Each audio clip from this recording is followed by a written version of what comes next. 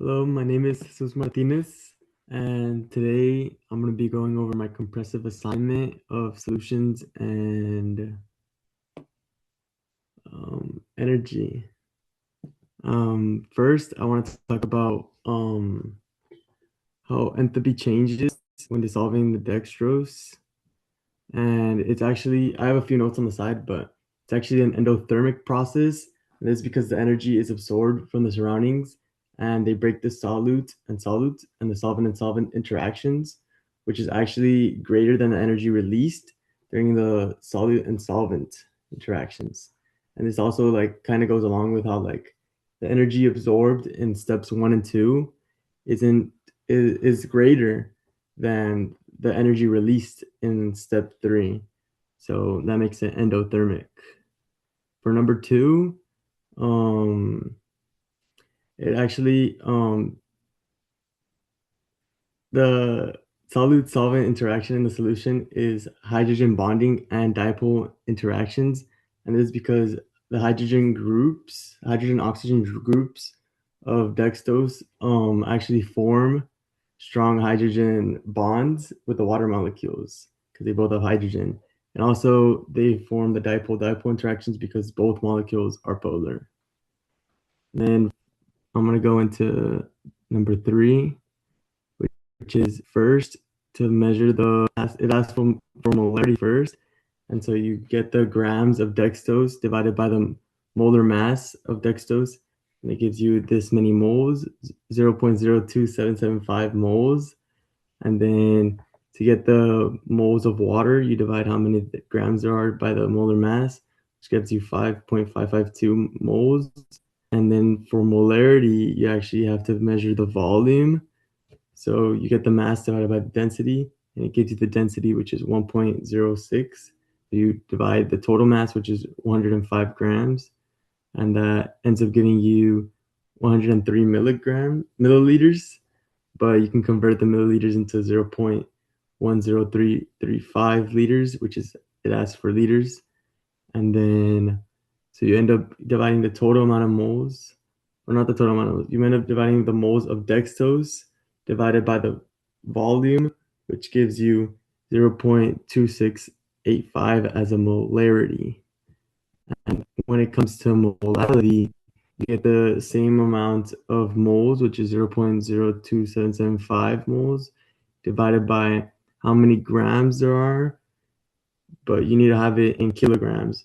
So 100 grams turn into 0.1 kilograms, which gives you 0.2775 as a moles over kilograms, which is the molality.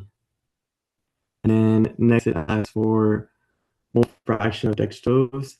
And for that, you can have the moles of dextrose divided by the total amount of moles between H2O and dextrose, which I calculated here to be 5.57975 moles. And so you divide how many moles are in dextrose by the total amount, it gives you 0.00497 moles. And next, for the mole fraction percentage, the mass percentage of dextrose, you get the grams of dextrose divided by the total amount of grams with dextrose and with H2O multiplied by 100, which is the percentage, to give you 4.76% dextrose. And next is actually the ppm, I'm pretty sure.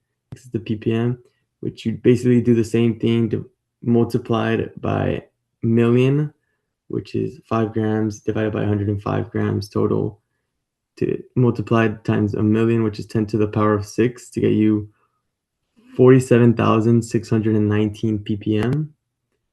When it comes to F, it's asking for ppb, which is the exact same thing except for the billion now, which is the grams of dextrose divided by the total amount of grams of dextrose and H2O times 10 to the power of 9, which is the billion. That gives you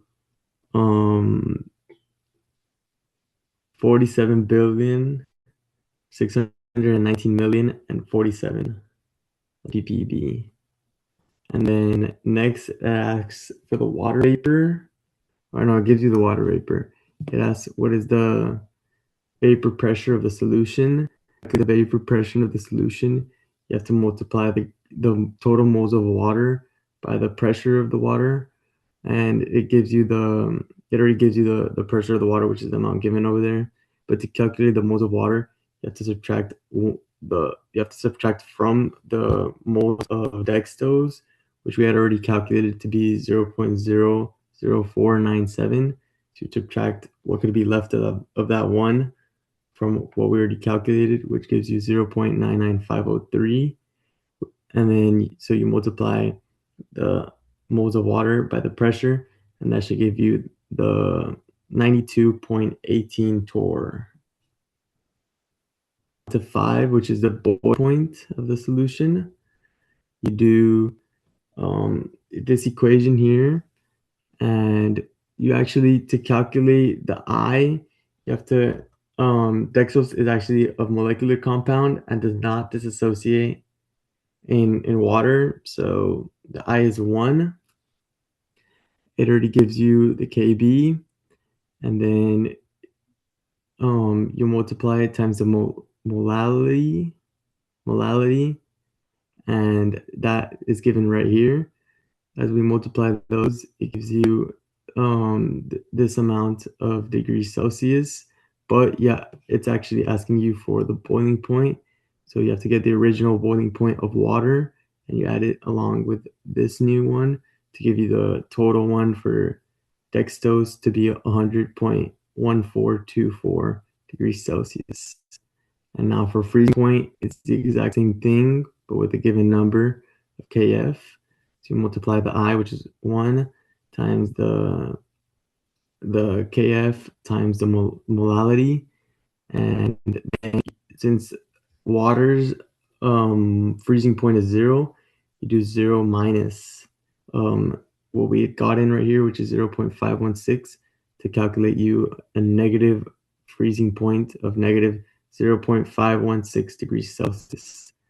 And lastly, for osmotic pressure at 25 degrees Celsius, we turn the 25 degrees Celsius into Kelvin to add 275.15 to it to give you 298.15 Kelvin.